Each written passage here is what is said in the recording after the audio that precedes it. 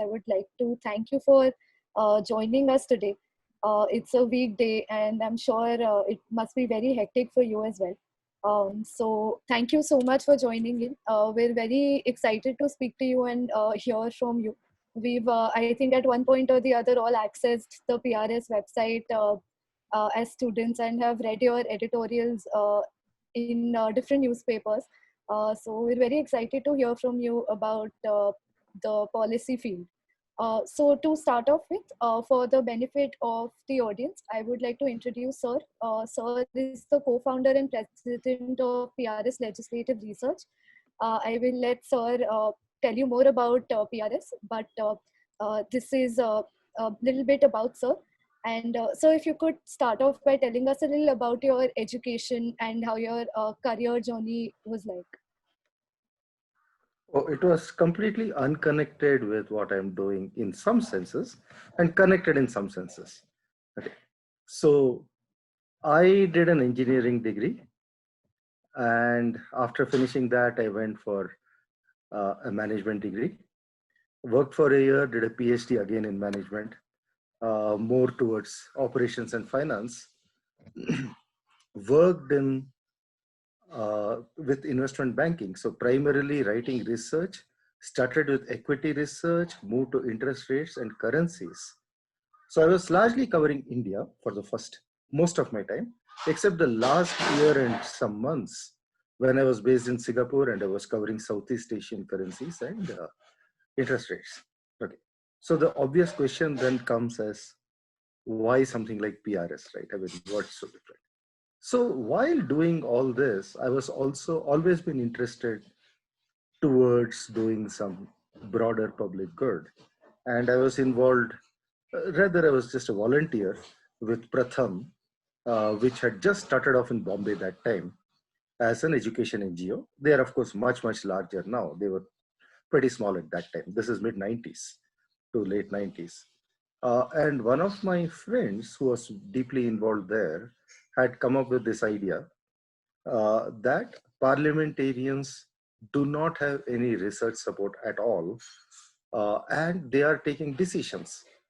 So, as citizens, we want our MPs to take informed decisions. So, there will be many factors which pushes them, but definitely information should go into that, and it should not just be rhetoric. It should information plus ideology and politics, because that's obviously part of the role. But unless they have good research, how can they take a decision? So we thought, okay, this is something. I mean, he had come up with this idea. I was bouncing it off me, and then I thought this is something worth trying out. Let's see what happens. Let's try it out. So that's how I jumped into it. And to some extent, my background over the previous decade, which was primarily writing research towards a very busy audience and you're trying to gain their attention, was the same skill set that I could actually bring in to a different field. So the field is different, but the core skill set of looking at an issue, new issue, looking at a problem, how do you understand it? How do you do research on it? How do you communicate it? Especially for an audience which is not necessarily equipped with the technical jargon involved with it. And how do you make it short, so because they're extremely busy people? So those skill sets I had picked up in the previous jobs. So that was in some sense that's the connection with that. And from childhood, I had always been interested in, I mean, reading the front page of the newspaper, following the politics. So this was something which fit into that passion. So that's in brief the journey of getting into PRS. Looks and was in a way a set of circumstances, a lot of coincidences, a lot of happenstance, a lot of luck. Right. So this was one question that I did want to ask. That आपने uh, you did a PhD and you did a master's, a bachelor's in a completely different thing. So how did you get into PRS? I think that is covered now. So if you don't mind, could we converse a little bit in Hindi, because हमारी audience कुछ यहाँ पे बिहार के बच्चे हैं। ठीक है, I will mix it up. तो इन द सेंस मेरी हिंदी उतनी शुद्ध नहीं है। Not a problem. So my next question is that हमारे student community में and the general perception in India is that अगर किसी इंसान को गवर्नमेंट के साथ काम करना है, पार्लियामेंट के साथ काम करना है, तो वो यूपीएससी करे, सिविल सर्वेंट बने और फिर गवर्नमेंट के साथ काम करे. So what exactly was your inspiration for PRS? How did you think that instead of getting students to and people to work for go into UPSC and work for the parliament and go work for the government, कैसे हम students और लोगों को country के non government jobs में policy में ला सकते हैं? तो अगर अच्छा, इसको मैं एक दूसरी तरह से आंसर करता हूँ। अगर मैं आपके सवाल को थोड़ा सा चेंज करूं और ये पूछूं कि अगर आपको पॉलिसी के एरिया में काम करना है और इम्पैक्ट करना है, तो क्या क्या अलग अलग रास्ते हैं, अगर ये आप पूछ रहे हैं तो कई रास्ते हैं। एक है गवर्नमेंट के अंदर से, so part of the government, उसके लिए यूपीएससी हो सकता है, there are many other government jobs. So UPSC हो सकता है, स्टेट सर्विसेज होते हैं और बहुत अलग अलग सर्विसेज भी होते हैं। तो एक तो गवर्नमेंट के अंदर लॉन्ग टर्म, तो ये कैरियर हो गया, आप ज्वाइन करेंगे, काम करेंगे, डिपेंडिंग अपॉन कहाँ पे आपका पोजीशन, आपको ट्रांसफर होता है, क्या पोजीशन मिलता है, क्या प्रमोशन मिलते हैं, आप 60 साल की उम्र में रिटायर होंगे। तो एक ये तरीका है। दूसरा तरीका है गवर्नमेंट के अंदर ही जो शॉर्ट टर्म होते हैं, जैसे कुछ लोग, जैसे समझ लीजिए नीति आयोग जैसे ऑर्गेनाइजेशन में आप काम कर सकते हैं, हो सकता है 3 साल का हो, 5 साल का हो, पर आप अपने आप को अगले 30-35 साल तक के लिए कमिट नहीं कर रहे, उसके बाद आप कुछ और कर सकते हैं। तो गवर्नमेंट के अंदर से करने में ये तरीके हैं। अब गवर्नमेंट के बाहर से भी पॉलिसी में गवर्नमेंट के साथ कई कई तरह से कर सकते हैं। एक है जो थिंक टैंक्स वगैरह काम करते हैं, जो पॉलिसी फ्रेम करने में हेल्प करते हैं। काफी थिंक टैंक्स है जो कर रहे हैं, तो वो पॉलिसी, नए पॉलिसी के आइडिया निकालते हैं, वो आइडिया बात करते हैं, वो भी नीति आयोग जैसे या मिनिस्ट्रीज के साथ काम करेंगे और ये पॉलिसी इंप्लीमेंट होते हैं। कई कई बार हो चुके, जैसे नेशनल मिनरल पॉलिसी वगैरह, कई चीजें बाहर थिंक टैंक्स के साथ गवर्नमेंट नहीं बोला था, लिखी गई। दूसरा उसमें है एडवोकेसी ग्रुप्स। उस एडवोकेसी ग्रुप्स में भी कई अलग अलग तरह के ग्रुप्स हैं। जैसे कोई काम करते हैं समझ लीजिए प्राइवेसी राइट्स पे, कोई काम करते हैं दलित राइट्स पे, कोई और काम कर, इस टाइप के सेगमेंट्स के भी हैं, एरिया स्पेसिफिक भी हैं। मैनुअल स्कैवेंजर्स के लिए काफी लोग काम करते हैं कि पॉलिसी इनके लिए ठीक बनाओ। राइट टू एजुकेशन जो आया था, वो एजुकेशन के काफी एनजीओस ने फिर पॉलिसी पुश किया था, फिर वो कॉन्स्टिट्यूशनल अमेंडमेंट आया, उसके बाद आरटी बिल आया। आरटीआई फाइनली सिविल सोसाइटी के पुश से ही आया। कई चीजें आए, नरेगा वहीं से आया। तो काफी बार सिविल सोसाइटी ग्रुप्स के, एडवोकेसी ग्रुप से पॉलिसी बनती है, जिनका भी काफी बड़ा इंपैक्ट होता है। तो ये, और दूसरा इनमें भी है जो कॉर्पोरेट्स के साथ काम करते हैं। तो कॉर्पोरेट्स के साथ कुछ तो प्रॉपरली ऑर्गेनाइज्ड ग्रुप्स हैं, जैसे सीआईआई है, फिकी है, इंडस्ट्री ग्रुप्स हैं, उनके साथ वो भी गवर्नमेंट के साथ काम करते हैं। फिर स्पेसिफिक कंपनीज में गवर्नमेंट रिलेशंस रोल वगैरह आ जाते हैं, तो वो भी काम करते हैं। तो ये कुछ कुछ तरीके हैं जहां पे पॉलिसी में आपको अगर काम करना है तो ये ऑप्शंस है। ऑफ कोर्स एक और बहुत बड़ा ऑप्शन है जिसमें अगर सक्सेस मिले तो बहुत बड़ा इम्पैक्ट हो सकता है, वो है डायरेक्ट पॉलिटिक्स। क्योंकि अगर पॉलिटिक्स में होके अगर आपको डायरेक्ट रूल मिले, उसमें काफी टाइम लगेगा, पर अगर करेंगे तो सक्सेस होगा, तो उसमें पॉलिसी चेंज करने का और इम्पैक्ट करने का मौका काफी मिलता है। तो ये कई कई रास्ते हैं इसमें। राइट सर, तो आई थिंक आपने हमें एक जनरल फ्रेमवर्क दे दिया है of what lies ahead in policy, everything from government service to politics to think tanks. So coming to how one can get into these different organizations, different I mean, keeping the civil services part aside, because uski knowledge I think is very well known. But coming to organizations, think tanks, what are these organizations looking for? Suppose an undergraduate student wants to pursue policy research. What are they looking for?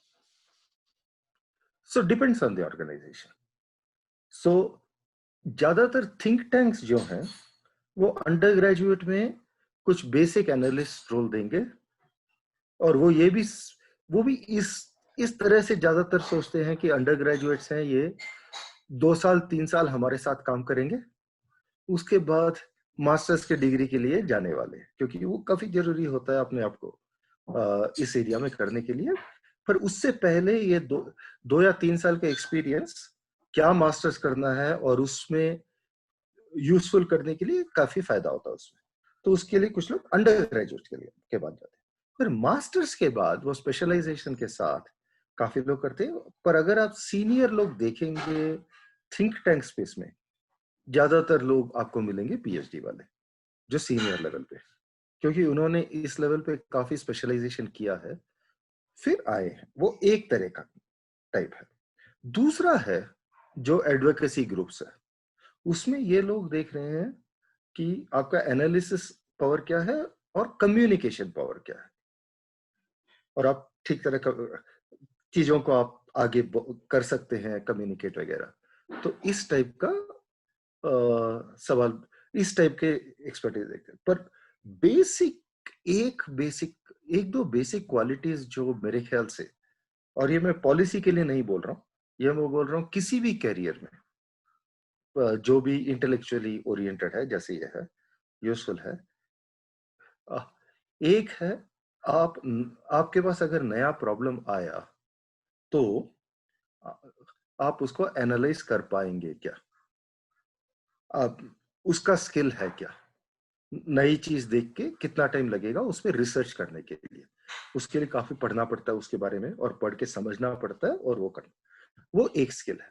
दूसरा related skill है कि आप clearly इस चीज को लिख पाएंगे क्या, जो भी आप कर रहे हैं. आप कॉम्प्लेक्स लंबा चौड़ा लिखते हैं कि आप अच्छा सा क्रिस्प छोटा सा स्पेसिफिक लिखते हैं. तो राइटिंग एबिलिटी बहुत इंपॉर्टेंट है, जो भी कैरियर में जाएंगे. ये थोड़ा जनरल स्किल है, पर मैं इसलिए इस पे स्ट्रेस कर रहा हूं क्योंकि हमारे पास बहुत लोग आते हैं. हम एक फेलोशिप भी चलाते हैं, लैम्प फेलोशिप, और मैं ये देखता हूं कि इंडिया का जो अंडर ग्रेजुएट एजुकेशन है वो स्मार्ट स्टूडेंट्स को लाने में बहुत अच्छा है, पर राइटिंग स्किल्स ठीक तरह उनमें पढ़ाता नहीं है हमारा सिस्टम. तो और जो भी आते हैं इनमें एबिलिटी है वो करने के लिए, पर हमारा एजुकेशन सिस्टम में वो उनको ट्रेन नहीं किया. तो अगर ये अपने आप को ट्रेन करेंगे तो इससे कंपेयर टू आपके कॉम्पिटिटर जो उसी नौकरी के लिए देख रहे हैं, उसी पोजीशन के लिए देख रहे हैं, आप आगे होंगे उनसे. तो एक एनालिटिकल स्किल और दूसरा राइटिंग स्किल और कम्युनिकेशन. एंड राइटिंग के बाद इवन ओरल कम्युनिकेशन भी इंपॉर्टेंट होता है. पर आपका जो फर्स्ट ओपनिंग जॉब है उसमें शुरू में आप direct face to face contact बाहर के लोगों से थोड़ा कम ही होगा. वो दूसरे साल तीसरे साल में होता है, क्योंकि शुरू में आपको ऑफिस में बैकग्राउंड मटेरियल वगैरह में लगाया जाता है ज्यादा. तो ये स्किल सेट मैं देखूंगा आपको डेवलप करना चाहिए. Right, sir. So we talked about two things. One is educational qualification. आप आगे जाके क्या masters करेंगे. And second thing is research. तो sir हम start करते हैं degree के बारे में बात करके. Masters in public policy एक ऐसी degree है which has become very popular in the last few years. लोगों को masters in public policy काफी लोग करना चाहते हैं. So how is a job in the policy sector going to be different for an MPP than for an MBA? So because you yourself have an MBA degree, तो एक MPP और एक MBA के लिए क्या different opportunities होंगी policy sector में? Depends आप कहाँ जा रहे हैं. ओके, तो मैं थोड़ा इसमें अनकन्वेंशनल बोलने वाला हूँ कि, और मे बी मैं थोड़ा बायस्ड हूँ क्योंकि मेरे पास MBA है, वो मैंने डिग्री किया है, पर मेरे ख्याल से MBA MPP से थोड़ा ज्यादा जनरलाइज्ड है, पर वो कुछ स्किल्स ऐसे आप में लाता है, 2-3 चीजें लाता है जिससे मेरे ख्याल से फायदा हुआ. एक तो आप कुछ भी पॉलिसी में करेंगे या किसी भी ऑर्गेनाइजेशन में कभी भी करेंगे कुछ, फाइनेंस सीखना जरूरी होता है, क्योंकि स्पेशली आप सीनियर पोजीशन में पहुंचेंगे तो आपको अपने ऑर्गेनाइजेशन का फाइनेंस तो संभालना ही पड़ेगा. तो वो MBA में वो एक लाता है. दूसरा है मार्केटिंग साइड ऑफ थिंग्स. तो आपको ब्रांडिंग कैसे कम्युनिकेट करना है, ये स्किल्स भी MBA थोड़ा MPP से बेटर पढ़ाता है. ये दो. और तीसरा जो मेरे ख्याल से सबसे ज्यादा इंपॉर्टेंट है और वो मेरे को फायदा हुआ है, मुझे फायदा हुआ है, ये है कि MBA में आपका जो नेटवर्क बनता है, आपके दोस्त लोग जो बनते हैं कॉलेज से, वो सब कॉर्पोरेट वर्ल्ड में जाके अच्छा कमाते हैं और सीनियर पोजीशन में जाते हैं. और अगर आप नॉट फॉर प्रॉफिट ऑर्गेनाइजेशन में हैं तो आपको ग्रांट्स और डोनेशंस की जरूरत है. तो आपके दोस्त लोग ऐसे पोजीशन में हैं कि आपका फंड रेसिंग में वो आपको मदद कर सकते हैं. अगर MPP करेंगे तो वो भी आपके जैसे ही दूसरी जगह फंड रेज करने की कोशिश कर रहे हैं. वो डोनर साइड पे नहीं है, वो डोनेशन के दूध अपने साइड पे ही है. तो इसलिए फायदा. MPP में स्पेसिफिक स्किल सेट थोड़े मिलते हैं जो MBA में नहीं होते, क्योंकि MBA थोड़ा ज्यादा जनरलाइज्ड डिग्री है, थोड़ा ज्यादा पॉलिसी पे फोकस किया जाता है. सो कई पोजीशंस हैं जैसे डायरेक्ट गवर्नमेंट एक्सेट्रा में जिसमें उसका फायदा होता है. पर मेरे ख्याल से US में अगर आप हो, इंडिया में ना हो, पर अगर US में हो तो उधर MPP जो हमारा सिविल सर्विसेज का एग्जाम करता है, वो रोल उधर का MPP करता है अमेरिकन सिटीजन्स के लिए, क्योंकि वो MPP के बाद डायरेक्ट गवर्नमेंट सर्विस ज्वाइन करते हैं और वहां से रिक्रूट किए जाते हैं टॉप स्कूल्स से. तो उनके लिए उसका मतलब अलग हो जाता है, उनका कैरियर के लिए वो बहुत फायदा होता है.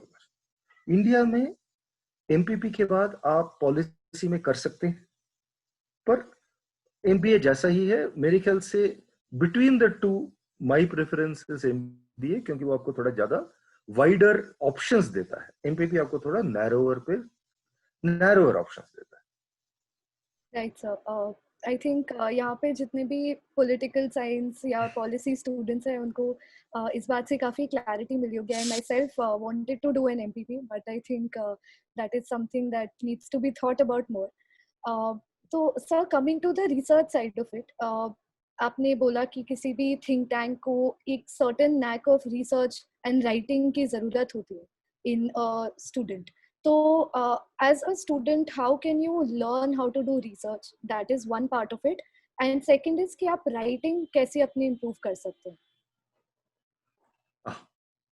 दोनों मुश्किल सवाल है. पहला, okay, the first part, how can you do research. I would से पहला है कि रीड. आई मीन, जैसे आई वुड से, मैं कि कई लोगों ने बोला है कि लिखने के लिए, इवन राइटिंग स्किल्स में, राइटिंग स्किल्स इंप्रूव करने के लिए क्या है, रीड रीड रीड फिर राइट. जितना आप ज्यादा पढ़ेंगे उतना आपको लैंग्वेज के साथ कंफर्ट आएगा और उतना ही वाइड रेंज पढ़िए. और कोर रिसर्च स्किल वो तो जहां भी आप फर्स्ट ज्वाइन करेंगे वो सिखा देंगे, बट रिसर्च की जगह मैं बोल रहा हूँ एनालिटिकल स्किल, विच जो कि आपको कुछ नया प्रॉब्लम है, आप लॉजिकली सोचते हैं क्या, आप उसको कट कर सकते हैं कि इसके 3 पार्ट हैं इस प्रॉब्लम के, और पहला पार्ट में ये इश्यू है, दूसरा में ये है, तीसरा में ये है. इस टाइप का आप अगर लॉजिकली सोच सकते हैं, ये देखते हैं, और ये स्किल आप पजल्स करो, आ जाएगा। केस स्टडीज देखो, स्पेसिफिकली पॉलिसी के लिए मत करना, ये इन जनरल आपको अगर प्रॉब्लम सॉल्विंग में मजा आता है तो अपने आप ये भी एक और प्रॉब्लम है जो पजल सॉल्व कर रहे हैं, ऐसे समझ लीजिए। And writing skill only by writing, और ये सीखना है कि क्या आप मिनिमम नंबर ऑफ वर्ड्स में कुछ कन्वे कर सकते हैं। अगर आपको 1000 वर्ड्स में कुछ लिखने की जगह वो 300 वर्ड में आप लिख सकते हैं तो बेटर है। आप कम से कम क्या बोल कर क्या लिख सकते हैं, यही सवाल होगा आपको अगर किसी ने 200 पेज का डॉक्यूमेंट दिया, समझ लीजिए कोई कमिटी का रिपोर्ट आप ले लो, 200 पेज का कमिटी का रिपोर्ट है, और आपको बोलना है कि इसको मैं 2 पेज में समराइज करना मिला मुझे 200 को, ट्राई कर लीजिए, प्रैक्टिस हो जाएगा थोड़ा। तो आपको इससे 2 चीजें होंगी, ये निकालना पड़ेगा कि सबसे इंपॉर्टेंट चीज है 200 पेज में क्या है, क्योंकि आपके पास 2 ही पेज है। जो एब्सोल्युटली इंपॉर्टेंट नहीं है उसको छोड़ना है। सो इसमें वो एनालिटिकल एबिलिटी भी आ जाता है, क्योंकि आप ये देख रहे हैं कि कौन सा सबसे इंपॉर्टेंट है, कौन सा लेस इंपॉर्टेंट है, क्योंकि सब कुछ इंपॉर्टेंट होगा, कौन सा लेस इंपॉर्टेंट है, लेस इंपॉर्टेंट को छोड़ना है। और जो सबसे इंपॉर्टेंट है, अगर वो उस रिपोर्ट में 10 पेज में लिखा गया है, उसको आप 2 पैरा में कर सकते हैं क्या, 3 पैरा में कर सकते हैं क्या। इससे आपको राइटिंग स्किल भी बढ़ेगा और आपकी एबिलिटी भी बढ़ेगी कि इसको हम कैसे मोस्ट इंपॉर्टेंट थिंग पार्स करके निकाल सकते हैं फ्रॉम द इतने चीजों में से। ये एक possibility. Right sir. So you mention that जितना आप रीड करते हैं उतना आप बेटर नॉलेज गेन करके राइट कर सकते हैं। तो knowledge and language, knowledge language भी। right sir, absolutely. So sir, coming to something that has I think been a problem for all students, कि अगर किसी इंसान को they want to keep track of what is happening in the parliament, वो जानना चाहते हैं कि हर बिल का intricacies समझना चाहते हैं to improve their knowledge, पर there are so many bills coming out, so many schemes coming out on a daily basis. कोई स्टूडेंट घर बैठे कैसे उन चीज़ों को एक्सेस कर सकता है और कैसे अपनी नॉलेज को इन्हांस कर सकता है while also keeping a stable balance between their academic courses. तो मेरा यही है कि आप अभी स्टूडेंट हैं, and not just a student, no human being can follow everything that is happening around the world. तो आपको, और आज का प्रॉब्लम, अभी जब मैं आपकी उम्र का था और आज का प्रॉब्लम उल्टा हो गया।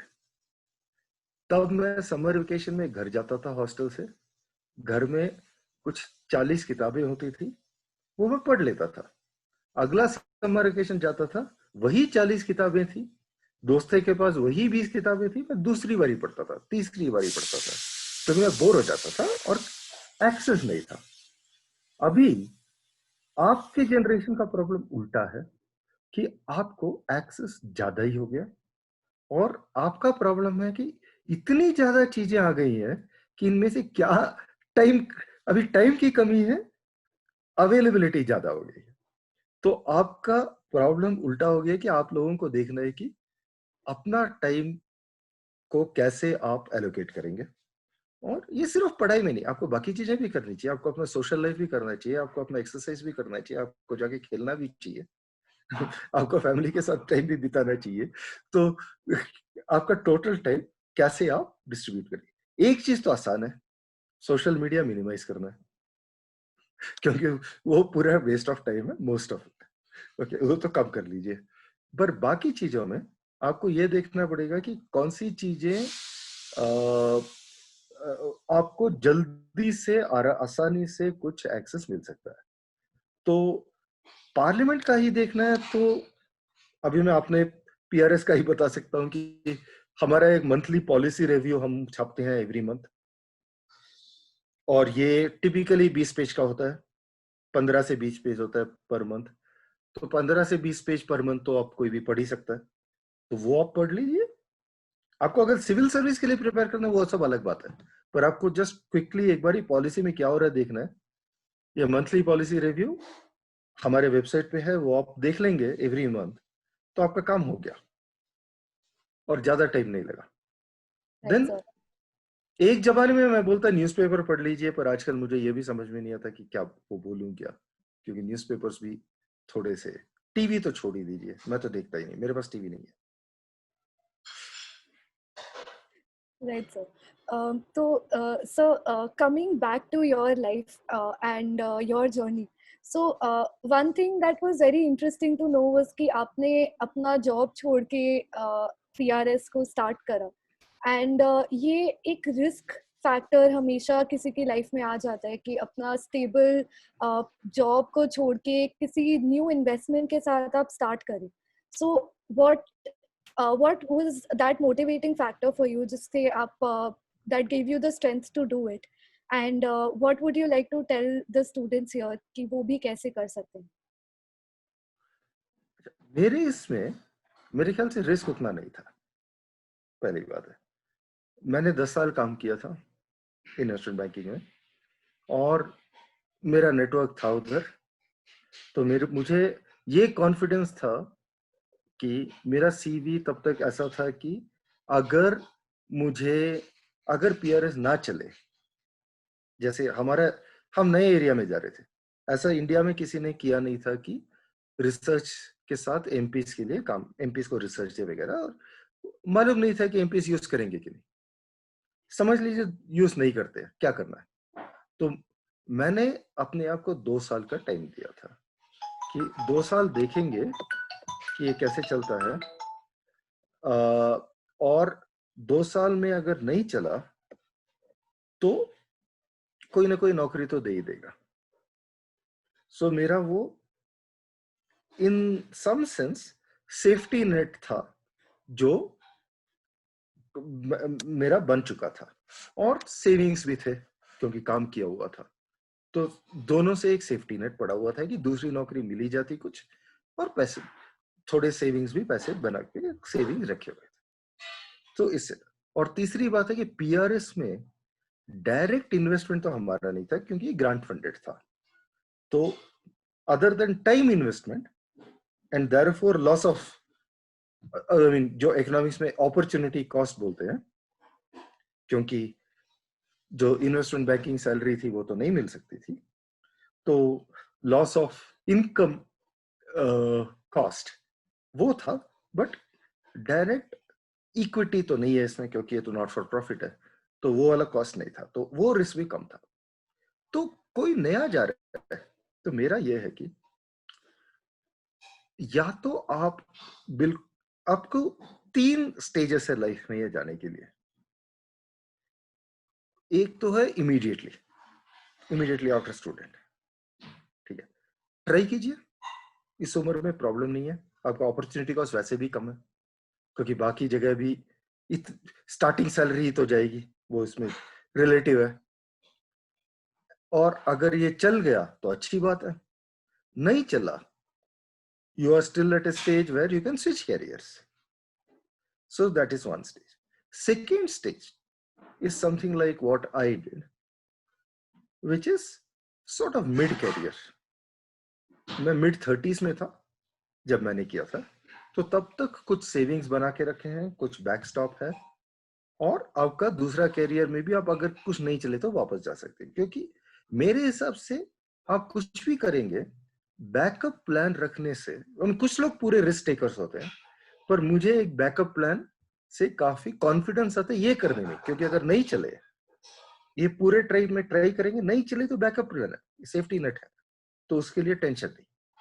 और तीसरा है at a very advance stage, वो भी काफी लोगों ने किया है और वो सीधा टॉप लेवल पे करते हैं और उनसे बहुत इंपैक्ट होता है। मैं एक उदाहरण दूंगा, जैसे मिस्टर नंदन नीलेकनी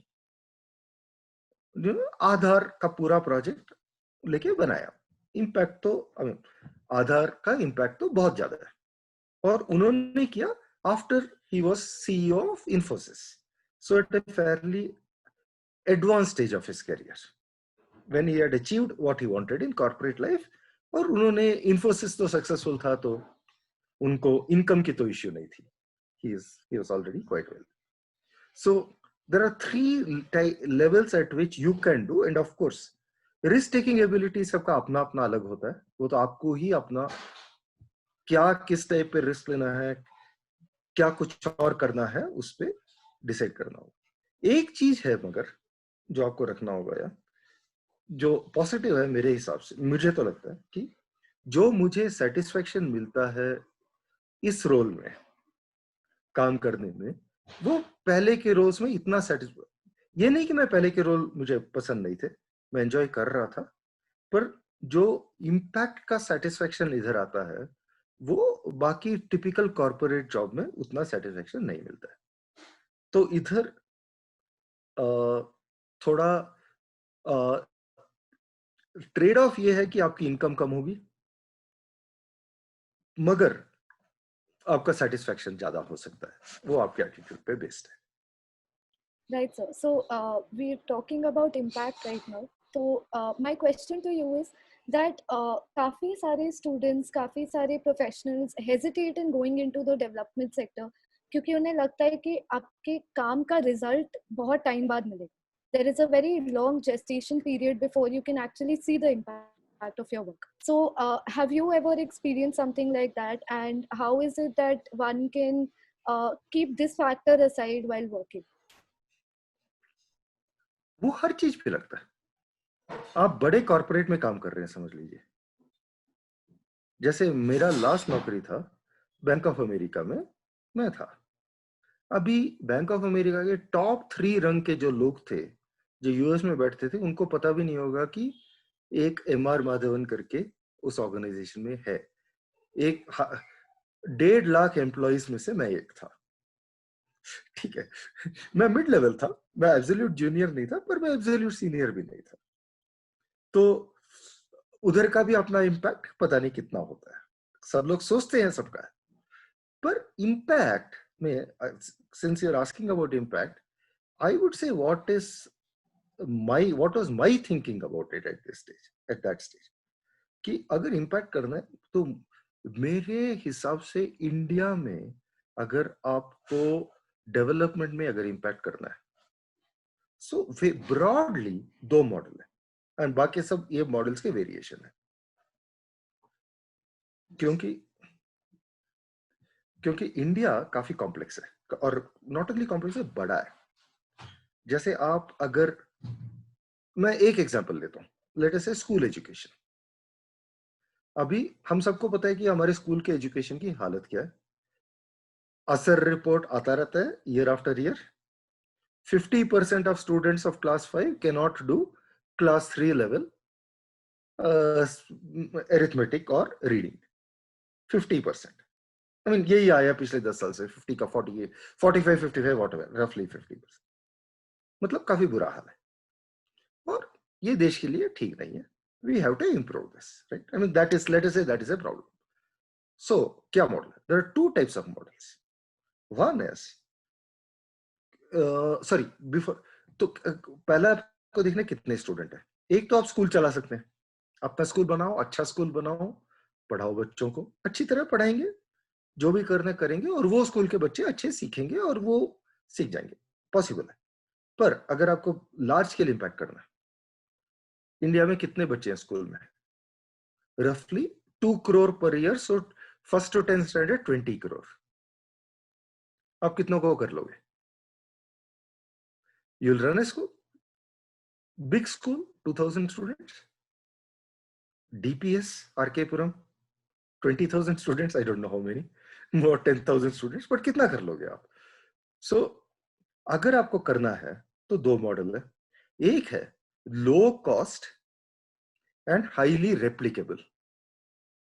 तो अगर आपका कोई तरीका है जिसमें आप पढ़ा सकते हैं, जिसमें टीचर्स की ट्रेनिंग भी लो कॉस्ट में होगी, आराम से हो जाएगी, कैसे रेप्लिकेबल करेंगे, और वो बहुत जगह रोल आउट हो सकता है, वो एक मॉडल है.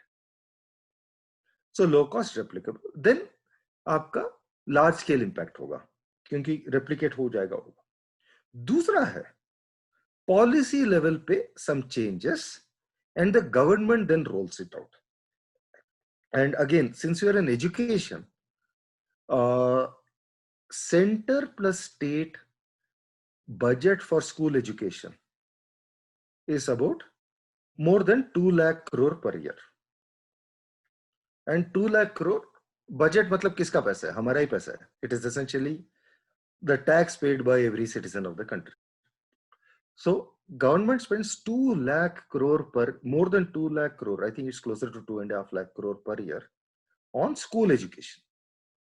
और अगर आप कुछ पॉलिसी चेंज कर रहे हैं और इस पे 1% इंप्रूवमेंट होता है, 2 लाख करोड़ पे रिटर्न 1%, 2000 करोड़ सीधा हो गया ना.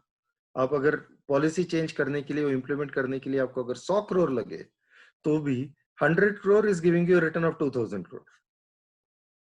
It's a massive return. And education का लेवल इतना खराब है कि 1% इंप्रूवमेंट करना ज्यादा मुश्किल नहीं होना चाहिए. सो पॉलिसी पे, सो फॉर एग्जांपल आरटीई जो आया, उसको अगर इंप्रूव कर सकते हैं और उससे वाइड स्प्रेड इंप्रूवमेंट होगा, क्योंकि सब गवर्नमेंट पूरी हर जगह अपना रोल आउट कर लेगा, तो उससे फायदा. तो आप, so back to it, two ways of doing large scale change. One is low cost replicable model, second is work through the government and get policy changed, and that policy change the government rolls it out, and the government is spending a lot of money anyway. So ये दो तरीके हैं. तो sorry, what was your question? I lost track. How can how can somebody keep this factor aside कि impact में बहुत ज़्यादा time लगता है, and keep themselves. टाइम तो लगेगा, टाइम लगेगा, because many of these changes, for example, if you think of even something like RTI, which came in 2005, I mean, उससे पहले 10 साल से लोग उसको पुश कर रहे थे. एक FOE एक्ट आया था, फ्रीडम ऑफ इंफॉर्मेशन एक्ट आया था, draft during NDA, mister Vajpayee prime ministership. उसके बाद ये आरटीआई आया, या नरेगा जो था, पहले महाराष्ट्र ने पहले ही उधर करके किया हुआ था, लोगों ने उधर पुश किया था, उसके बाद आया.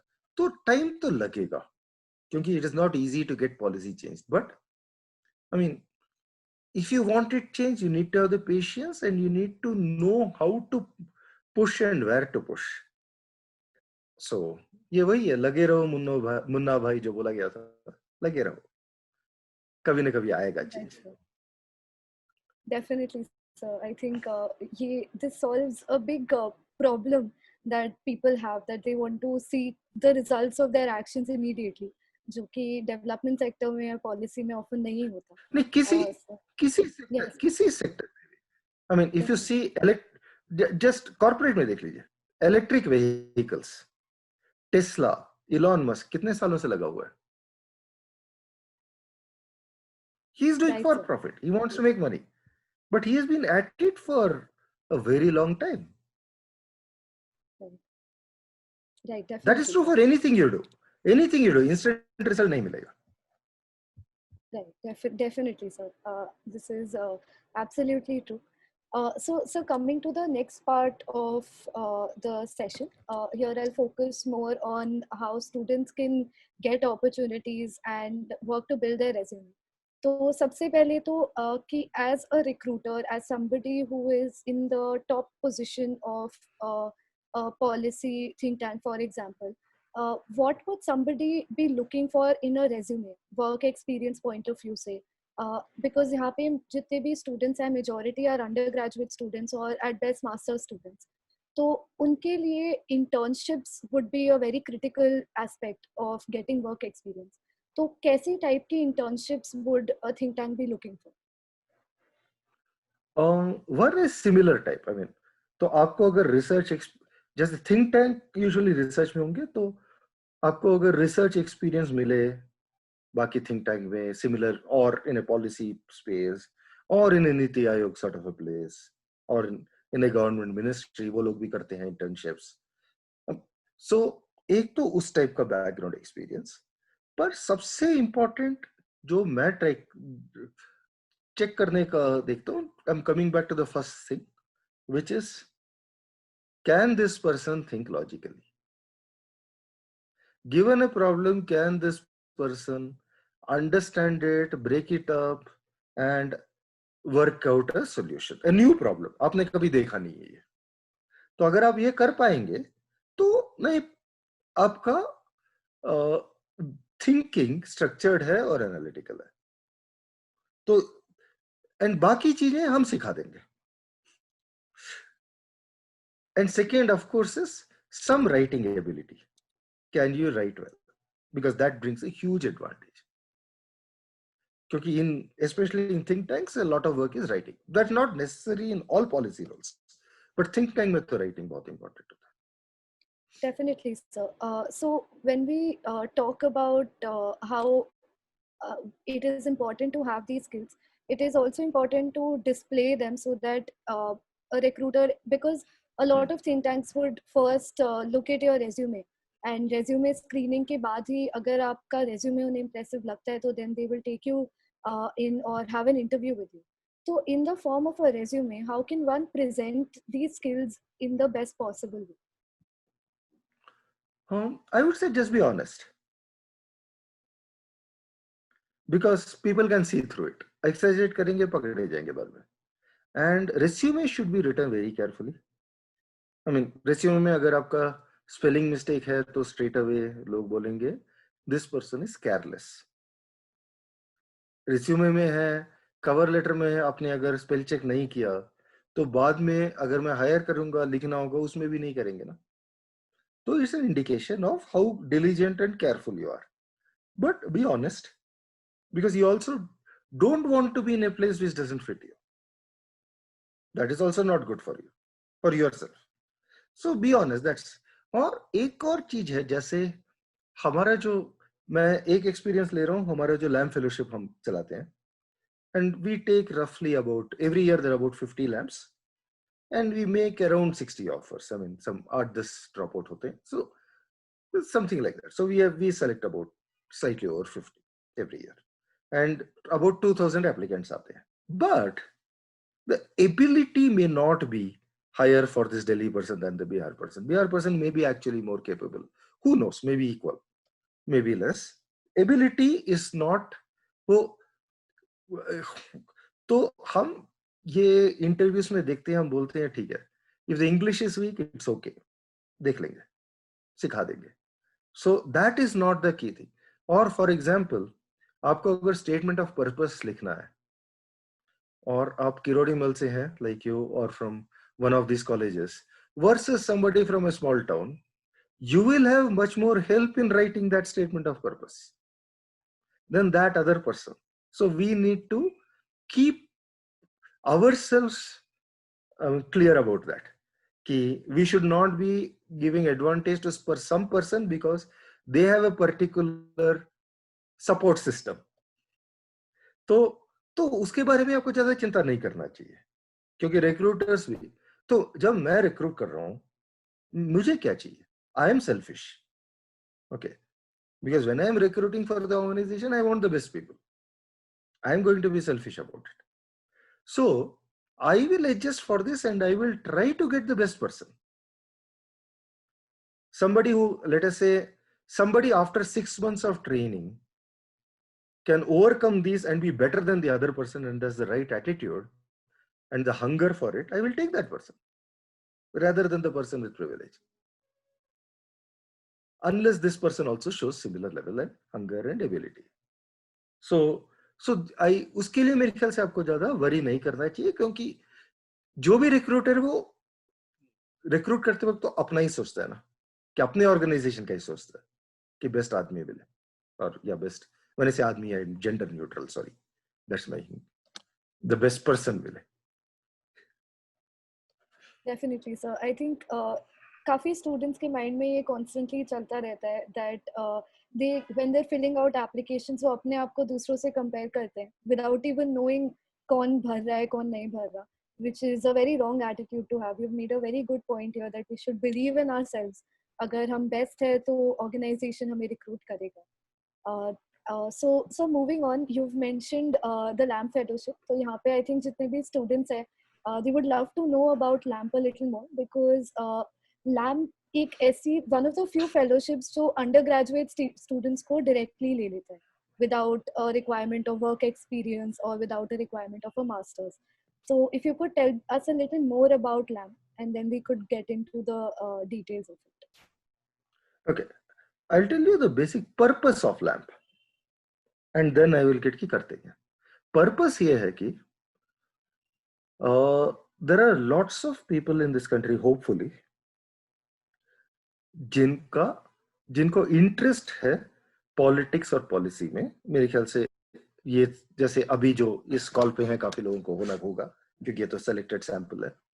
सो पॉलिसी में है, मगर इंडिया में पॉलिटिकल पार्टीज ज्यादातर स्पेशली सीनियर लेवल में फैमिली ओरिएंटेड हुए जा रहे हैं. सब पार्टी नहीं है पर काफी पार्टीज थोड़ा ज्यादा हो. तो आपको एंट्री में how do you enter politics, how do you get involved with politics if you do not have that particular door open for you, but you're interested. And as a country, we need people without that background, right, to come in. For example, I'll take two very different examples. One is US. Barack Obama, I mean, no family background, no this thing, but came up through community work kiya, party mein work kiya through a party system. Or if I take India itself, the current Prime Minister, Mr. Modi, he got in through the RSS system. He didn't have a family background. He got in through the RSS system and worked his way up the system, used the opportunities he got, which every politician should, and made his way to the very top job. तो दोनों देशों में top job has been got by people without necessarily the access. Or even our last Prime Minister, Dr. Manmohan Singh, came in through academia. उसके बाद काफी दिन government में technocrat role, finance ministry का उनको लाया गया as a technocrat, but then he became a politician and he became a prime minister, the top job. So there are ways, but we are seeing कि वो कम होते जा रहा है इंडिया में. So can we get more people? It is good to get more people into politics. That was the idea. तो ये इसका डिजाइन क्या है? इस of course limited है, numbers limited है because of resources etc. तो हम 50 लेते हैं. Eligibility is obviously you have to be Indian citizen because that is the purpose. B, we want to target young people, so we have an upper age limit of 25. And C, minimum qualification होना चाहिए. So undergrad degree होना चाहिए. So you can apply in your final year of undergrad, but by the time you join, you have completed undergrad. So दिए 3. तो obviously अगर 25 साल का अगर हमने upper age limit लगाया है, तो ज्यादा work experience तो हो नहीं सकता. At most 2-3 साल का होगा. और अगर master's degree किया है तो वो भी नहीं होगा या 1 साल का होगा, क्योंकि upper age limit है. So this is the eligibility. उसके बाद हम selection करते हैं. Then we do a 1 month training, क्योंकि हम undergrad बोलते हैं can be any field, can be political science, can be engineering, can be genetics, can be journalism, can be economics, I mean can be any field, right? तो हमारे पास सब law से काफी लोग आए हैं, अलग अलग फील्ड से आए. तो 1 मंथ का ट्रेनिंग करते हैं on constitution, basic parliamentary work, research, doing research, writing, जिसमें मैं बार-बार एम्फेसिस दे रहा हूँ, राइटिंग, प्रेजेंटेशन, सबका. उसके बाद each person is assigned to a member of parliament and will work with that member of parliament for 3 sessions of parliament. So रफली 1 year से कम होता है, about 10 months. Helping purely with research for parliament. तो constituency में काम नहीं करेंगे, पॉलिटिकल काम नहीं करेंगे, पर पार्लियामेंट में उनको लिए जो काम चाहिए, जैसे कोई बिल्स पे रिसर्च करना है, उनको स्पीच देना है, प्राइवेट मेंबर बिल बनाना है, क्वेश्चन आवर के लिए क्वेश्चन फ्रेम करना है, सप्लीमेंट्री फ्रेम करना है, जीरो और इंटरवेंशन के लिए करना है, तो कमिटीज के लिए रिपोर्ट हेल्प करना है, वो सब करने में उनको हेल्प करते हैं. So this is the idea. So at the end of the period, lamps का what have they gained? Hopefully, one, उनको बिल्कुल एक्सपोजर मिला है कि पॉलिसी और पॉलिटिक्स कैसे इंटरैक्ट होता है, क्योंकि वो एमपी के ऑफिस में बैठ के देख रहे हैं कैसे इंटरैक्ट होता है। इनसाइडर व्यू मिल गया कि होता क्या है, कैसे पार्लियामेंट चलता है, कैसे इंटरैक्ट होता है, how does the system work. Second thing, उनके नेटवर्क्स अच्छी तरह बनते हैं, क्योंकि एमपीज के ऑफिस में है तो काफी जगह एक्सेस मिलता है, लोगों से बात करते हैं, तो नेटवर्किंग करते हैं। और तीसरा और चौथा, रिसर्च एंड कम्युनिकेशन स्किल बहुत स्ट्रांग होता है, क्योंकि वो जो भी कर रहे हैं वो डायरेक्ट नेशनल पॉलिसी में इनपुट बन रहे हैं, तो ये बहुत जरूरी है। So this is the skill set that they and the sets that they gain.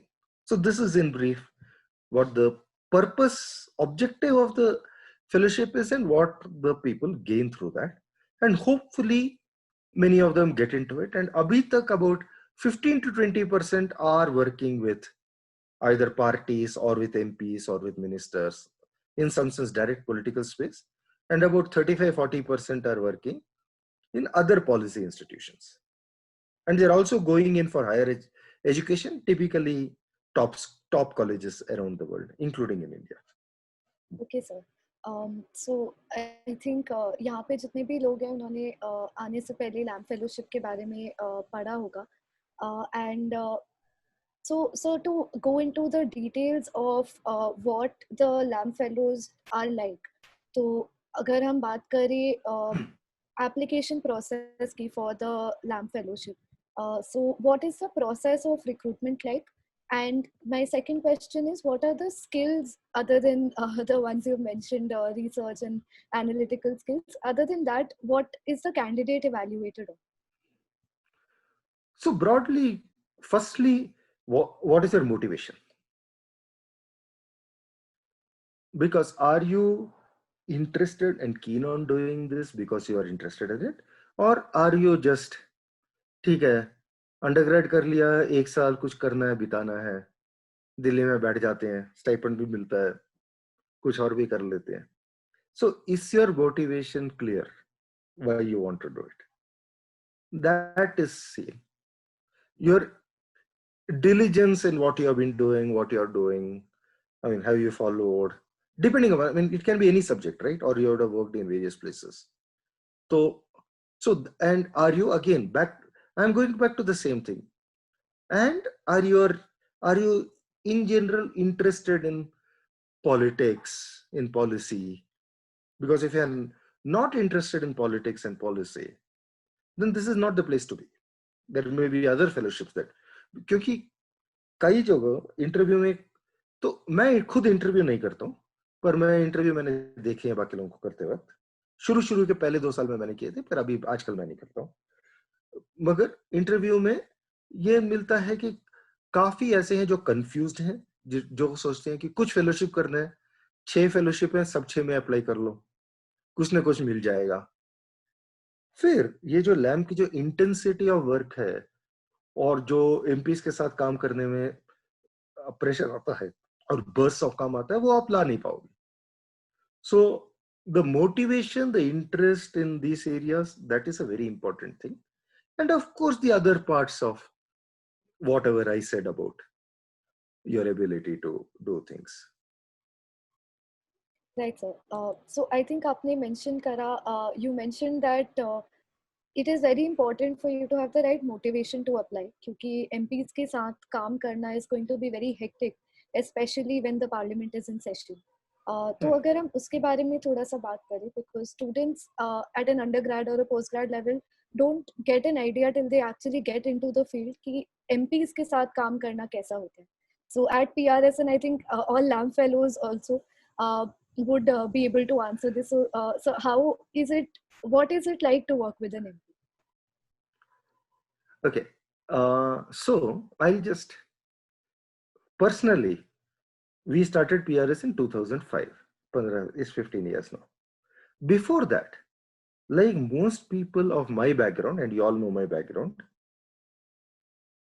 I had not met a single MP in my life. क्योंकि मेरा वो बैकग्राउंड नहीं है. एक भी एमपी से मेरी मुलाकात नहीं हुई थी उससे पहले, कभी भी, 2005 से पहले. ठीक है, मेरा भी इम्प्रेशन जो एमपीज के बारे में था ये वही था जो न्यूज़पेपर और टीवी देखने से, न्यूज़पेपर पढ़ने से और टीवी देखने से आता है, which is not a very favorable impression. But after working with them right from the beginning, we realized that an average MP, I'm not saying the most hardworking, an average MP works 14 to 16 hours every day, 14 hours at least every day, and works 365 days a year. जैसे independence day हम सोचते हैं अच्छा छुट्टी मिल गई, MPs को उस दिन 40 जगह जाके झंडा फहरा के भाषण देना पड़ता है, वो भी काम ही है, वो घर पे नहीं बैठ सकते, करेक्ट। कॉन्स्टिट्यूएंसी में किसी की शादी हो रही है, स्पेशली पार्टी वर्कर, जाना जरूरी है, that's part of his job. Like in my office, if there is somebody getting married, I would want to go, especially if it's in the same, I would have to go, but my office has 25 people. In a constituency, any MP constituency, there'll be like 10,000 party workers or 5,000 senior party, 5,000 workers. किसी के बेटी या बेटे की शादी हो रही होगी, कभी ना कभी जाना ही पड़ेगा, तो शादी सीजन में वो दिन के 6 शादी अटेंड करते हैं। उसके बाद आके उनको अगला दिन का पार्लियामेंट का प्रिपेयर करना पड़ेगा, उनके कमिटी मीटिंग्स काफी होते हैं, कमिटी मीटिंग्स के लिए तैयारी करनी पड़ेगी, पार्टी के मीटिंग होंगे उसके लिए तैयारी करनी पड़ेगी, कॉन्स्टिट्यूएंसी संभालना पड़ेगा, तो they work very very hard, and because they don't take leave and they work hard, they don't understand the concept of a Sunday. तो मुझे भी कॉल आ जाते हैं, संडे को दोपहर को किसी एमपी का कॉल आएगा, उनको उनके सिस्टम में ये नहीं है कि संडे है किसी की छुट्टी है, they are working, for them it's just one more day, so they assume सबके लिए। तो when you work with an MP as a LAM fellow, especially during parliament session, it can be very late hours, it can be morning hours, काम देंगे, and parliament also ऐसा होगा कि bill आ गया, अचानक आ जाता है कि ठीक है इस बिल पे कल डिस्कशन है या परसों डिस्कशन है, तो आपको ओवरनाइट बैठ के उसकी तैयारी करनी पड़ेगी, अगला दिन ब्रीफिंग देना पड़ेगा। I mean, you are sitting at home and preparing, and next day going to the MP's office and briefing the MP. तो वो सब तो काफी वो हेक्टिक होता है, और सैटरडे संडे तो तब नहीं होता। जब पार्लियामेंट सेशन में नहीं है, inter session period is relatively more relaxed because primary work is committee meetings and preparation for next session, तो उस टाइम पे उतना नहीं होता है। So, we now have a very good idea of what LAMP would look like.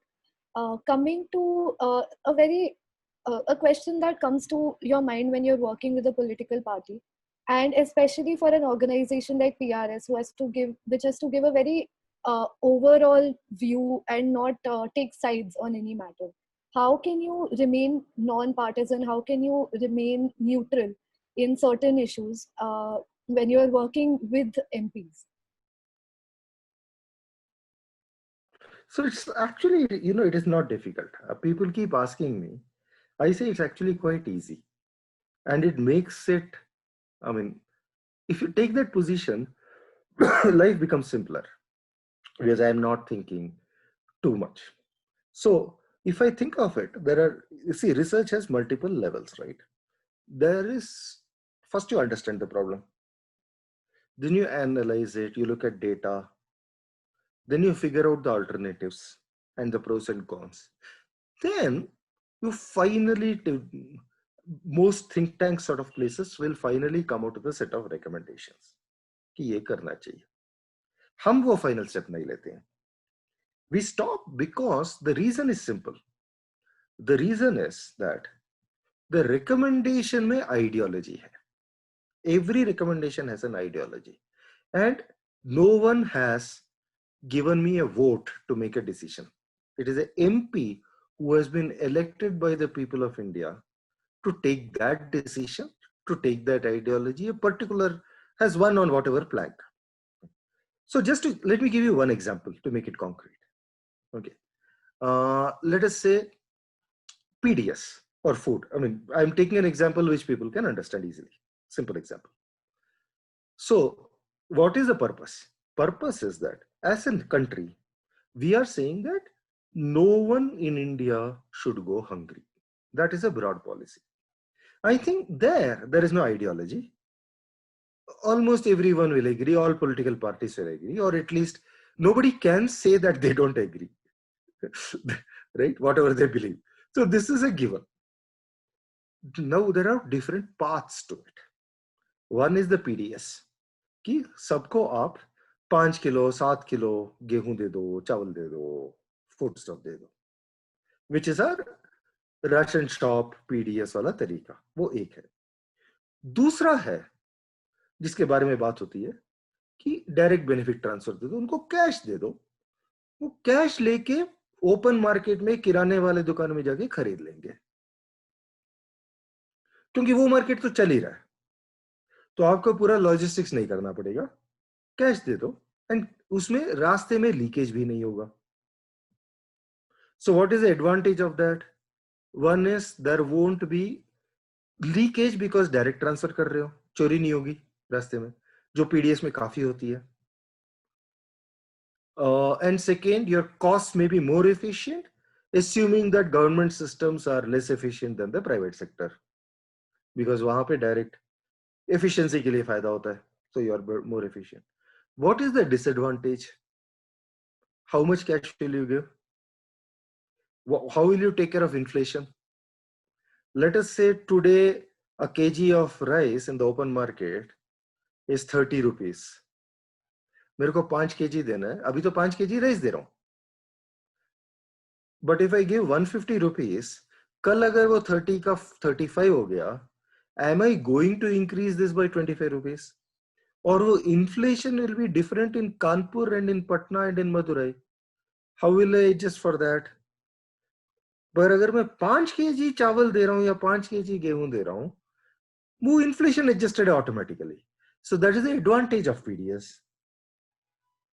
ठीक है, voucher का भी चलता है, तो हम क्या करते हैं, हम बताते हैं कि क्या एडवांटेज है, क्या डिसएडवांटेज है, व्हाट डस, लोगों ने इन चीजों का टेस्ट भी किया है, इकोनोमेट्रिक एनालिसिस किया है, फील्ड टेस्ट किया है, आजकल तो आरसीटी भी किए हुए हैं, सो उन सब का what is the academic knowledge about it, और फिर छोड़ देते हैं। उसके बाद ये आइडियोलॉजी आ जाता है कि क्या करना चाहिए, what sort of a thing it should be, right? Or if you take things like, let us say, the labor loss, which is primarily क्या है वो, it is about relationship between labor and capital, labor and industry. It is, so उसमें there are some things. So what we do is, these are the different issues, these are the different dilemmas. Which side you take, which one do you prefer, is an ideological answer, and every party will have a different ideology. So that is for the party to decide. We just say कि if you follow path X, result will be A. If you follow path Y, result will be B, which is logical. But आपका result A होना चाहिए कि B होना चाहिए, ये political problem है, not a technical problem. It is a political decision. So that we leave. And the advantage of this is कि across political parties सब हमें यूज करते हैं, क्योंकि हम किसी को पर्टिकुलर डायरेक्शन नहीं बता रहे, और हम किसी भी एमपीस को ब्रीफ करते हैं, हमारा ब्रीफिंग सेम है, चाहे वो एमपी बीजेपी का हो, सीपीएम का हो, कांग्रेस का हो, तृणमूल का हो, टीडीपी का हो, हमारा कंटेंट सेम रहेगा, और उनको भी पता है, क्योंकि इन चीजों में सबको पता लग जाता है आप कर क्या रहे हो। तो we are consistent, we are honest, we just tell them the same thing, and they know we are saying the same thing to others, so that makes it easy. So it's actually easy, not me having to make a recommendation. Burden मेरे ऊपर नहीं है, वो recommendation गलत गया तो मेरे पे नहीं है, किसी और का प्रॉब्लम हो। Right, sir. I think so. We're a little short on time, so I'll quickly move on to the next thing. ये एक क्वेरी मेरे माइंड में भी है, और मेरे जैसे कई स्टूडेंट्स के माइंड में होगी कि अगर for example I come from a political science background, और कोई बिल आया है पार्लियामेंट में जो आईटी से रिलेटेड है या पावर से related. Now I don't know the jargon, I don't understand the concepts. How can I, as a policy maker, as a policy student, try and understand those concepts without having the technical knowledge? So, okay, uh, let me put my own position. Okay, so guess the number of bills or acts I had read before PRS. Easy guess. If I'm saying easy guess, then it's an easy one. Zero. Zero. I mean मैंने थोड़ा banking regulation act इधर उधर देखा था, RBI act देखा था, क्योंकि मैं बैंकिंग इंडस्ट्री में था। वो पूरा इन एंड आउट तो नहीं पड़ा था, parts of it is here and there of various acts. ठीक है, मेरा लॉ डिग्री नहीं है। ठीक है, नाउ पीआरएस में बिल्स तो हर तरह के आते हैं। हमारा पहला बिल हमने किया था राइट टू एजुकेशन पे, उसमें थोड़ा बैकग्राउंड था क्योंकि मेरा कलीग मधुकर जिसके साथ स्टार्ट किया था, he had a background. Second was pension fund, जिसमें मेरा थोड़ा बैकग्राउंड था। Third was food safety and standards authority. हम दोनों को कोई आइडिया नहीं था इस एरिया पे। And as we go further, more and more technical, information IT amendment आ गया, क्रिमिनल लॉ अमेंडमेंट आ गया, कोई बैकग्राउंड नहीं है, it's a very very different type, more of the lawyers job. तो ये सब तो कैसे करते हैं? तो what we do is simple. पहले तो हम पढ़ लेते हैं जितना उसके बारे में पढ़ सकते हैं उस एरिया पे। बहुत लोगों ने कुछ कुछ लिखा होता है, कमिटी ऑफिशियल रिपोर्ट्स भी होते हैं, बाकी एक्सपर्ट्स के वेरियस आर्टिकल्स वगैरह होते हैं, पहले पढ़ लेते हैं। दूसरा, हम स्टेक होल्डर मैपिंग करते हैं। So if I go back all the way, late us से कोई बिल है, let's say recent one, let us से कौन सा बिल है अभी का recent one, let us say the let's take some controversial bill. अभी जो रिसेंटली एग्रीकल्चर मार्केट्स पे 3 बिल आए थे जिसपे कंट्रोवर्सी चल रही, correct? So okay, what do I know about agriculture market और any of my colleagues know? हमने किसी ने तो मंडी में काम नहीं किया, हमने से किसी का एग्रीकल्चर का डिग्री नहीं है, तो हम क्या जानते हैं? So what we do is we try to find experts and stakeholders. So who are these people who are affected? So one is farmers. So you try to find groups which represent farmers. So there are farmer associations, farmer bodies, etc. And you never do with one, always at least a few, 2 3 4 तो कई जगह पे मिल जाते हैं। Then you talk to academics जो agriculture markets पे काम करते हैं, उनसे समझ लेते हैं। और जब भी इनसे बात करते हैं, हम ये भी पूछते हैं कि और किससे बात करना चाहिए। So you explain that. Then you talk to people who are currently running the mandis, क्योंकि उन पे इफेक्ट हो रहा है, तो मंडीज में क्या हो रहा है, ट्रेडर्स पे क्या हो रहा है। So you like that, you make a set of stakeholders and you try to find people who are affected and get their perspective on the bill. और उनके साथ डेटा भी मिलता है, कहाँ पे ऑफिशियल डेटा है वगैरह वगैरह। So you understand the subject and then it might take, some of these things take time. The, for example, something like you said, telecom पे आ गया तो थोड़ा ज्यादा टाइम लगेगा, it's a slightly more technical topic. But if you invest that time and if you can think logically, it's not too difficult, you can always do it. या electricity पे आ गया, you can do it, it's not that complex.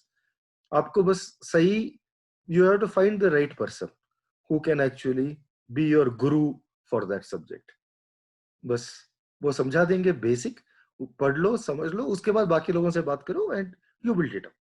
But by the way, this is how people work in equity research also. मैं equity research में था, नया topic आया, यही करो, जाके लोगों से बात करो, जाके फैक्ट्री मीट करो, जो चला रहा है उनसे काम, जो डायरेक्टली इन्वॉल्व है उनसे बात करो, वो बताएंगे चीजें। Definitely, sir. I You think learn on the field. right, sir. This is advice that is extremely important for a policy, somebody who wants to policy. जब तक आप जो स्टेक होल्डर्स है जिनको डायरेक्टली इम्पैक्ट करेगी पॉलिसी, उनके perspective से नहीं सोच सकते तो आप पॉलिसी कैसे बने? So moving to the next question, which is related to COVID. That's the trending topic. That's been the trending topic for about 6-7 months now. So COVID का policy sector पे in terms of jobs क्या impact रहेगा? Because यहाँ पे सारे undergrad students हैं, post grad students जो अभी अपने graduate करने वाले हैं. So what will be the impact according to you, and how will the career trajectory flow from there? Okay. Long term, I don't think it will have an impact because hopefully, I mean, 1-2 साल के बाद, we should be past COVID and there should be something coming out of it. Okay. So the question is what happens in 2021? Not what, I hope 2022 tak things should be stabilized, or at least 2023 tak. So it's a short-term problem, not a long-term problem. Okay. I'm specifically saying that क्योंकि आप अगर career सोच रहे हैं तो आप अगले 20, 25, 30 साल सोच रहे हैं, वो आप 1 साल नहीं सोच रहे हैं. So you should not be deterred by this. Okay. But short term, there is a problem. And I'll tell you where the core problem is, it's funding. Because everybody is right now under financial stress. People are being careful about funding.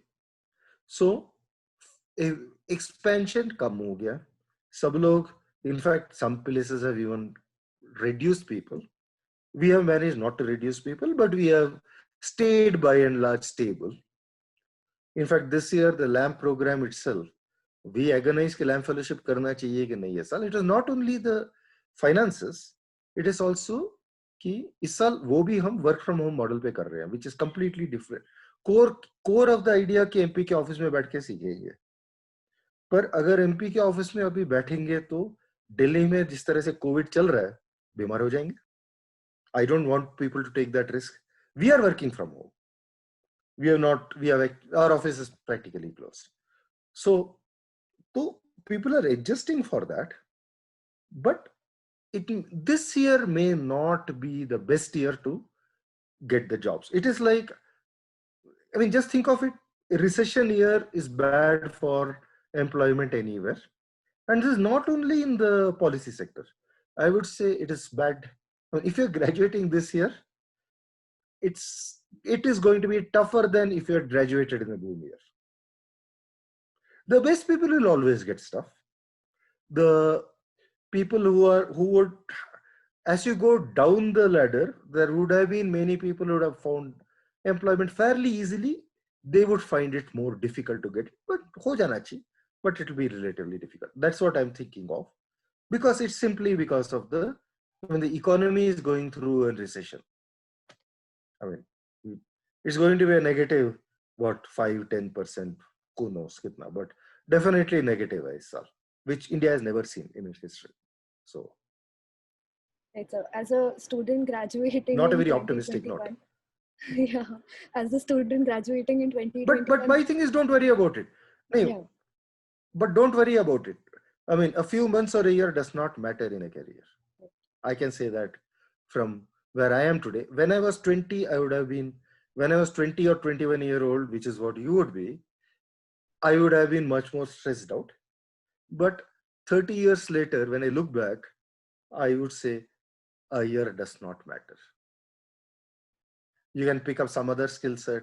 You can do other things. You can learn other stuff. If things don't work out, that's okay. Does not matter. Things will become better in a year or two. So that's very reassuring. Especially जो students 2022 में graduate कर रहे हैं और COVID के impact से डर रहे हैं, उनके लिए तो sir has mentioned that no need to worry, which is good to know, sir. So, sir, we'll quickly take up some questions in the chat box. We don't want to miss those out. So, Syed had asked earlier that a lot of think tanks tend to recruit freshers who are from a political science or a policy background. And he says that, as you mentioned, analytical communication and other skill sets are essential for the job. So, are there any specific opportunities that may not require a degree in political sciences or any other relevant field?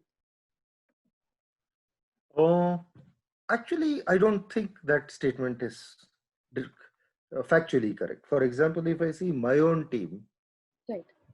In my research team, I think political science background, there are 1 or 2 people.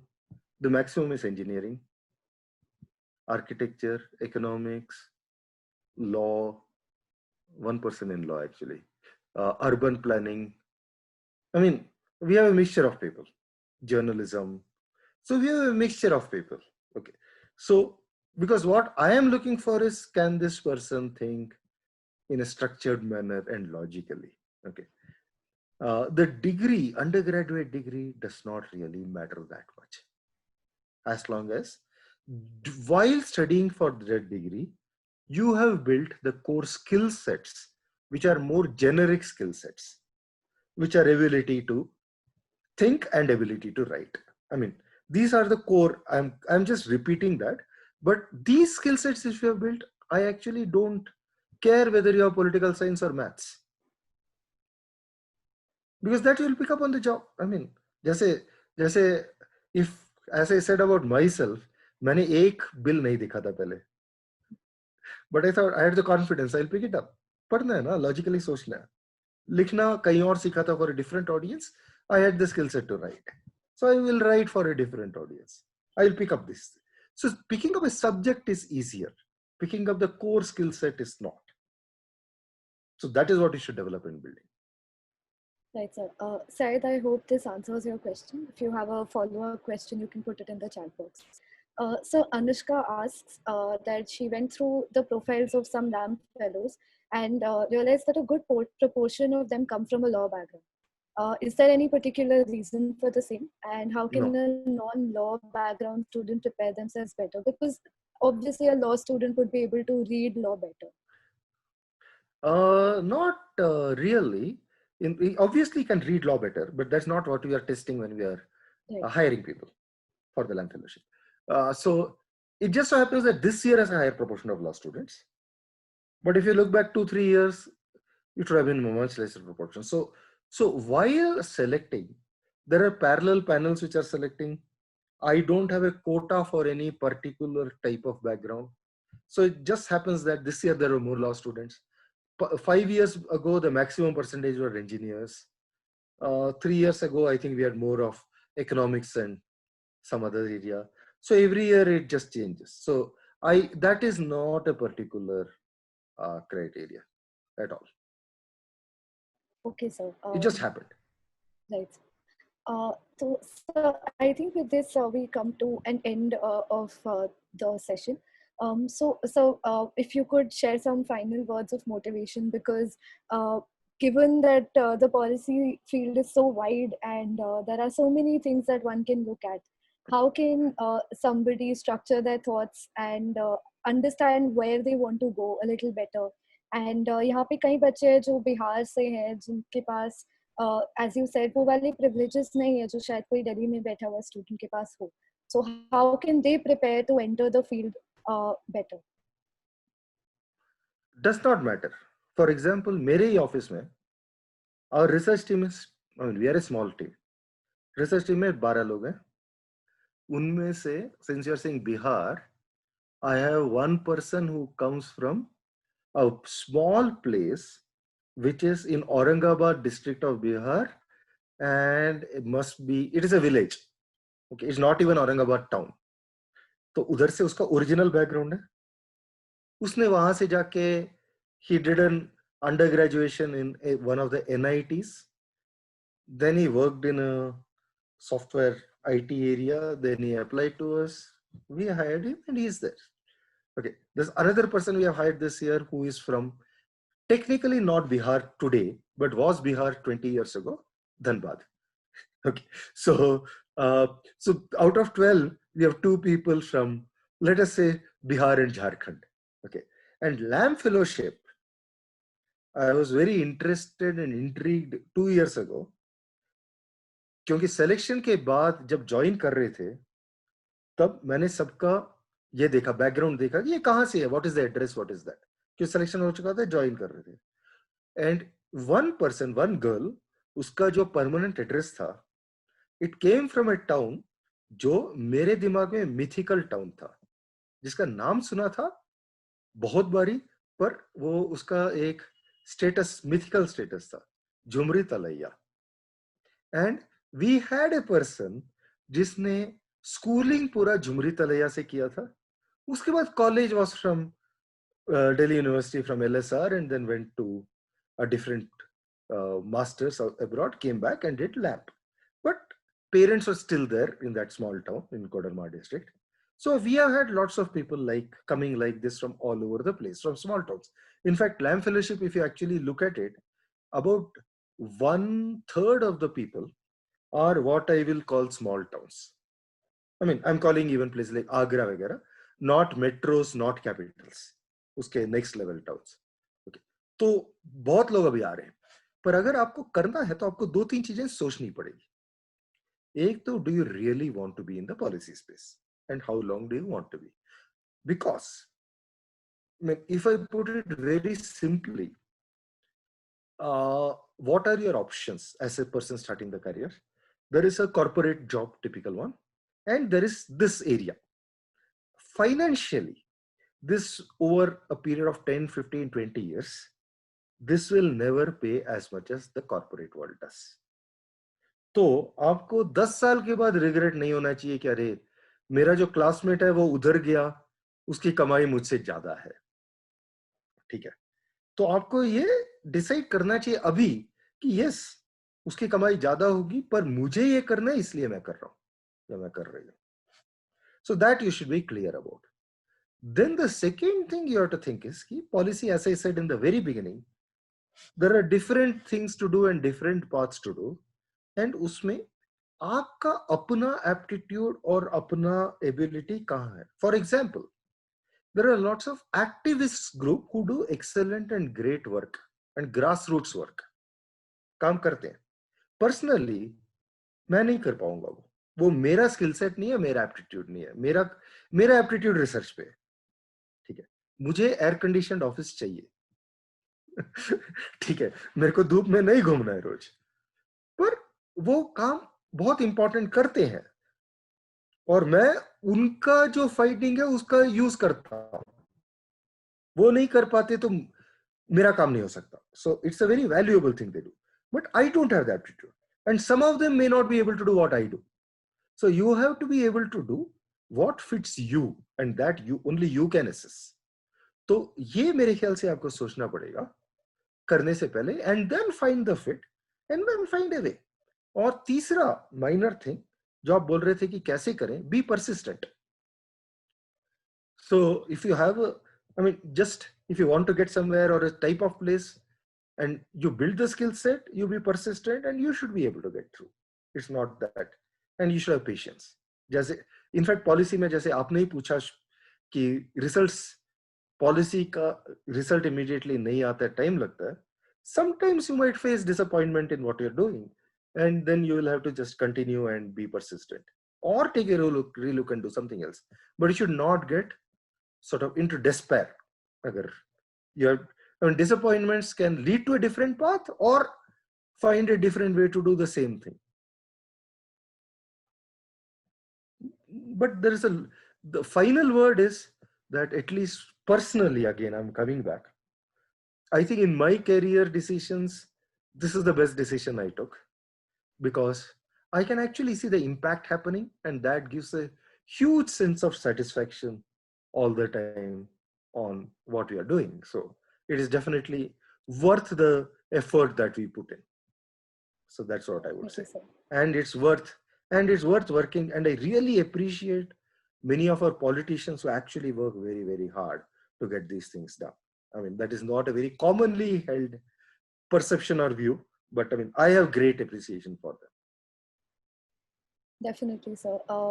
I think other than everything technical that sir told us about the policy field, he gave us a framework of what the field looks like. Other than that, sir left us with 3 very important lessons. One is that you should be clear on what your motivation is. हमेशा पता होना चाहिए कि क्यों कोई चीज़ करनी है.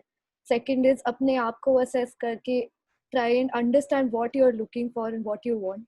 And third thing is that when you know what you want, you develop a skill set for it. Be analytical and be logical in whatever you're doing, and you will be good to go. So with this, I think we can conclude the session. Thank you very much for joining us today. यहाँ पे आज जितने भी लोग थे उन्होंने I'm 100% sure they benefited from what you said.